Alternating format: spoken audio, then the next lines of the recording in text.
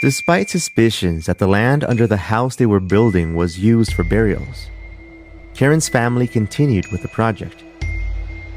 But soon, they started experiencing some bizarre occurrences, along with a recurring visitor. My name is Edwin. Here's a true scary story.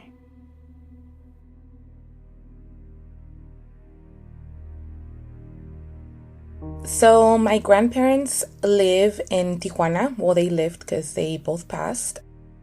Their house is located about 10 minutes from the border here in San Diego to Tijuana. And the house was built back in the 70s. My grandparents and my uncles built the house themselves. They didn't hire anyone to build the house. They did everything themselves since my grandpa was in construction. Back in the 70s, there wasn't a lot of houses in that area of Tijuana, and a lot of people say that that area was used to throw bodies. People would just get rid of bodies in that lot. It was a huge lot. Like I said, there wasn't many houses, nothing, no streets. So when people started building in that area, they actually live in a closed-off, gated community. It's lots of houses, over 100 houses there. They're all different, all very old. When they started building, they actually discovered many bones. My mom says that they were dog bones, but my uncles say that there was no way those bones were from a dog because they were big bones. Like, it would have to be a huge dog for that to be dog bones. Things started happening since they built the house. People would come over, friends would come over. They would see this little man walking around the house. In Mexican culture, they're known as duendes. There was no little man living there. It especially happened when outsiders came in. My grandma used to have a lot of people come from Zacatecas, that's where they're from, and they would come and stay there. And there were people that weren't able to stay there overnight because things happened to them. One common thing was this little man. Everyone would talk about this old man that they would see walking around the house. My mom has seen it. My cousins had seen it. My grandparents had seen it. Right now, we still have family members that live there. I have 2 uncles, 1 aunt, and my cousin that live in that house. And up to this day, they still see things.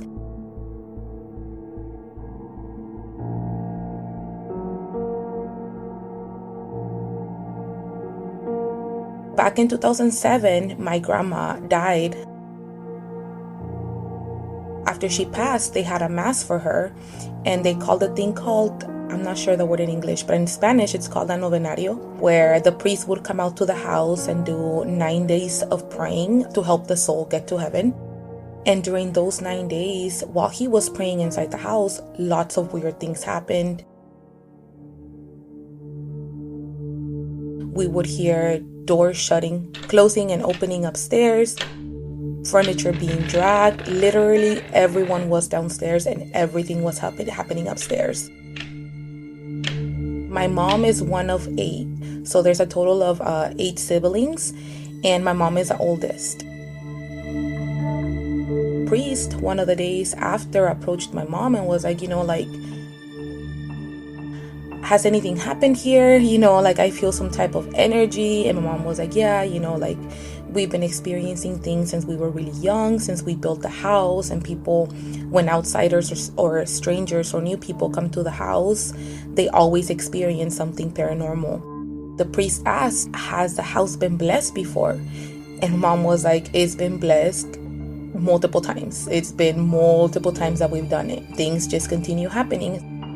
It was a Catholic priest, and he was like, you know what, once the 9 days are up, I'm going to come back, and I would like all the siblings to be here so that we can bless the house together. The way the house is set up, upstairs it has 7 rooms, downstairs it has 2, And then it has a big living room, a big kitchen, a backyard, and a front yard. So from the front to the back of the house, there's very long hallways.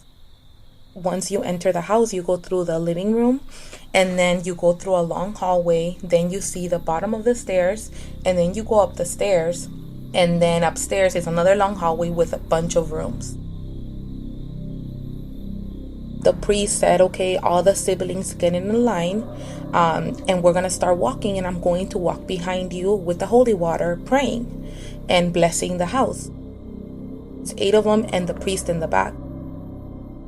My dad was downstairs, like he was just sitting down, and then everybody else was just hanging out. And my cousin was also walking, but not in the straight line with them. They went through the bottom, and then they worked their way up to the top, and my cousin stayed downstairs. When you're coming down the stairs, you come straight down, and then there's like a little rest area. Then you turn right, and then another right, and you continue walking down the steps. And once you're down the steps, you turn right, there's a big step, and then you make a left to continue on the hallway. So it's like a little confusing. It's like a lot of turns, but just remember that coming down the steps, you step down, and then you have to make a right, then take one more step down, and then you can continue. My cousin was standing right there at the last step. She was in front of one of the rooms. That door was closed. The door to that room was closed, but she was just hanging out there. She was waiting for them to come down. She was standing in front of that door, and everyone came down the steps. Like all of my mom and her siblings came down, and they made it down safely. No issues. But then when the priest came, he continued blessing, and he was, throwing around the holy water. As he was coming down, he made it down the steps safely, like the staircase safely. And then he turned to the right, and he faced my cousin. My cousin was right there. And he was about to take that last step, and he fell forward.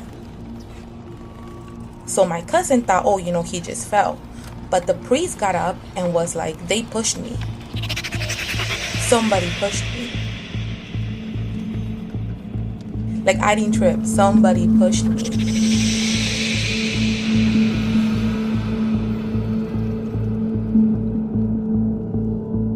Everyone came back and ran back and was like, what happened? And then he was like, somebody pushed me. Like, they don't want me here. And then after that, the priest, shortly, maybe 2 years later, he died because the family kept in touch with him. He was an older man, but nothing happened after that. That was the only thing that happened to that priest. But my cousin said, you should have seen the look on his face. He looked scared. He knew he was pushed. The worst things that have happened in that house, for the most part, have happened to strangers, not to family. Another priest was supposed to come bless the house after my grandpa passed, which was in 2015. But for some reason, he didn't make it out, so we didn't get the house blessed again. But even my grandpa was 105 years old when he died. So he was an old man. In the middle of the night, he would wake up screaming because he would say that somebody was hitting his head in his sleep. He would wake up with bruises sometimes. Mind you, he was 105 years old, and he started saying that since maybe 100. And yeah, maybe he was old, but the bruising, So my aunt had to sleep in the bedroom next to him because every night he would wake up and scream.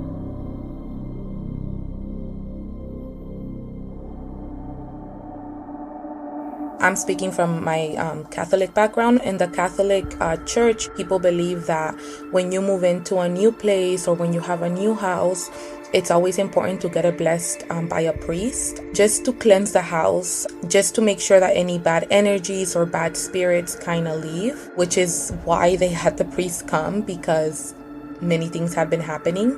The main reason to get the house blessed is to cleanse it from bad energies and bad spirits.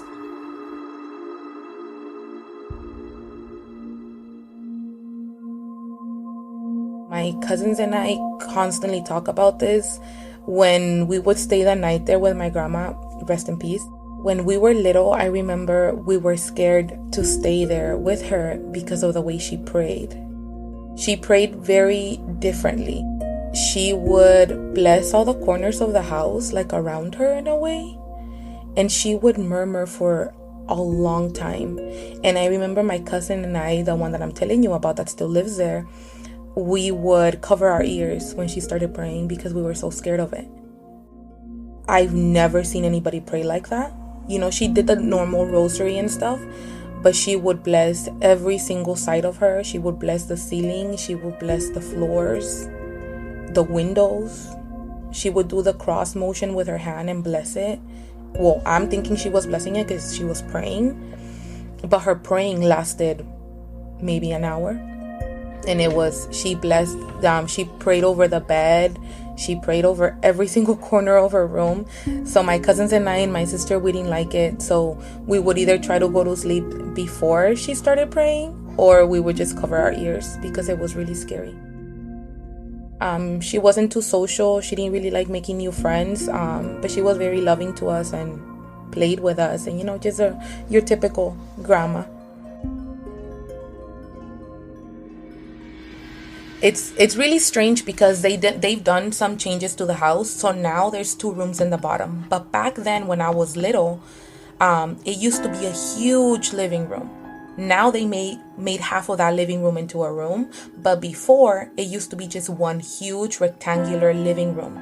So if you were sitting on one end of the house on the couch and you were looking straight ahead, you would see a little window. That window led to the laundry room, which is weird because why would they place a window inside the house, right? That's weird.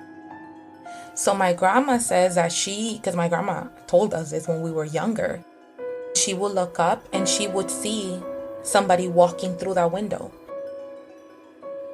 She said the way she described them was a little man, mind you, it's a window, so no more than 4 feet, maybe even less than that. She would just see hair, like the tips of hair standing up like that, just walking by the window.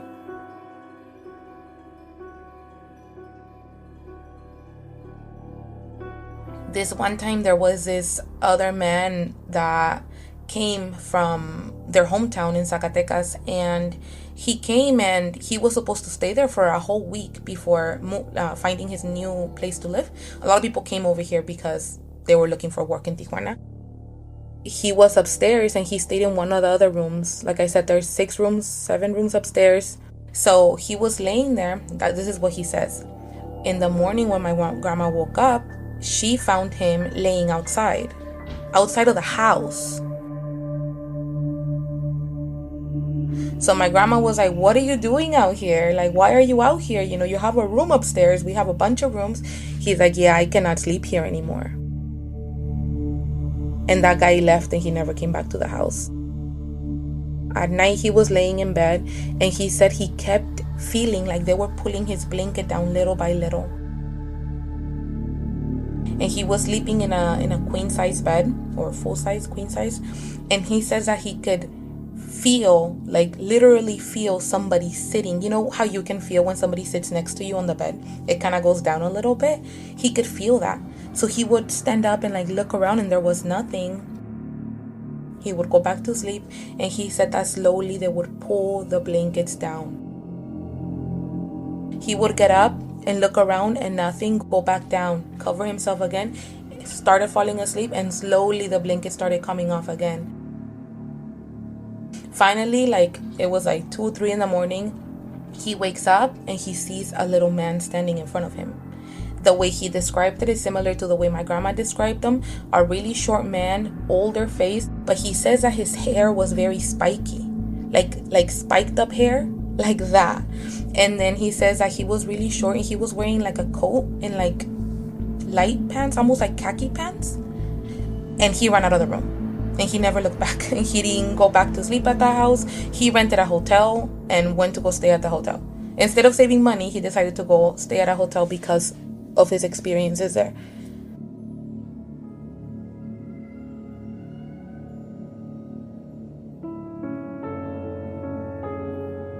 Christmas, we have a big party there. It gets to the point that I have a younger sister. My younger sister and a couple of my cousins will not go to the bathroom by themselves. I'm talking about my cousin pulls my other cousin into the bathroom because she will not go alone. Ever since my grandma died, nobody has seen the little men anymore.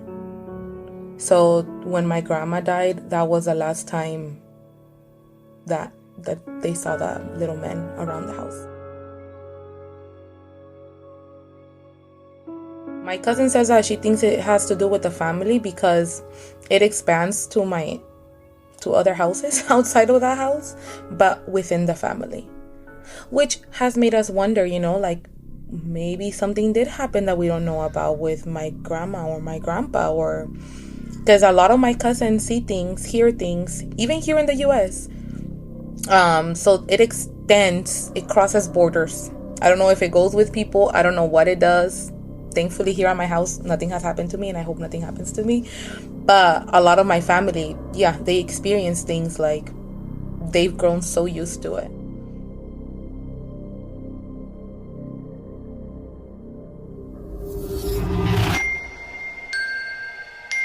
As Karen shared her story, she unveiled other experiences inside that very home.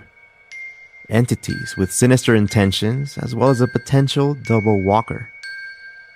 If you want to hear more from her, stay tuned. Tap follow on your app to stay updated. Do you have a true scary story to share?